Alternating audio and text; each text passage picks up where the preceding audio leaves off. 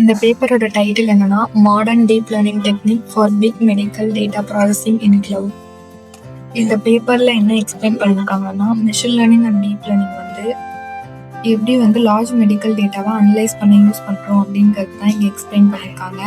ரீசெண்டாக வந்து machine learning and deep learning வந்து நிறையா வந்து இம்ப்ரூவ் ஆகிக்கிட்டு இருக்கு. ஸோ அது வந்து காம்ப்ளெக்ஸ் மெடிக்கல் இன்ஃபர்மேஷனையும் ஹேண்டில் பண்ண வந்து பெட்டராக வந்து யூஸ் ஆகும் அப்படிங்கிற மாதிரி கிளைம் பண்ணுறாங்க.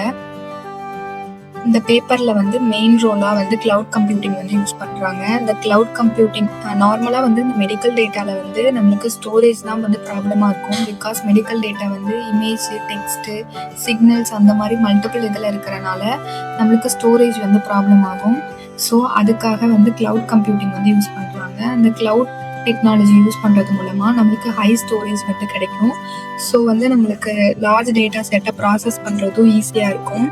ஸோ இங்கே வந்து ஃபர்ஸ்ட் ஆத்தர் என்ன கிளைம் பண்ணுறாங்கன்னா machine learning and deep learning வந்து வேரியஸ் இதில் வந்து எவால்வ் ஆகிட்டு இருக்கு. அந்த எவால்வேஷன் வந்து கிளவுட் கம்ப்யூட்டிங்கோட கம்பைன் ஆகும்போது இது எந்த மாதிரி மெடிக்கல் ரிலேட்டடாக உள்ள டேட்டாஸ்க்கு வந்து ஹெல்ப் ஆகுது, மெடிக்கல் ரிலேட்டடாக எப்படி வந்து இது யூஸ் ஆகுது அப்படிங்கிற மாதிரி எந்த அளவுக்கு அதுக்கு அக்யூரேட்டாக ப்ரிடிக்ட் பண்ணுது அப்படிங்கிற மாதிரி கிளைம் பண்ணியிருக்காங்க. இதில் வந்து ஃபைனலாக அவங்க என்ன சொல்கிறாங்கன்னா 20% இம்ப்ரூவ்மெண்ட் வந்து டயக்னாசிஸ் அக்யூரஸியாக நமக்கு கிடைக்குது. இந்த வந்து பேப்பர்ல வந்து நம்ம டீப் லேர்னிங்கையும் கிளவுட் கம்ப்யூட்டிங்கையும் கம்பைன் பண்ணும்போது நம்மளுக்கு எஃபெக்டிவான ரிசல்ட்டும் கிடைக்குது. அதே மாதிரி நம்மளுக்கு லார்ஜ் மெடிக்கல் டேட்டாவையும் ஹேண்டில் பண்ண ஈஸியா இருக்கு அப்படிங்கிற மாதிரி கிளைம் பண்ணியிருக்காங்க.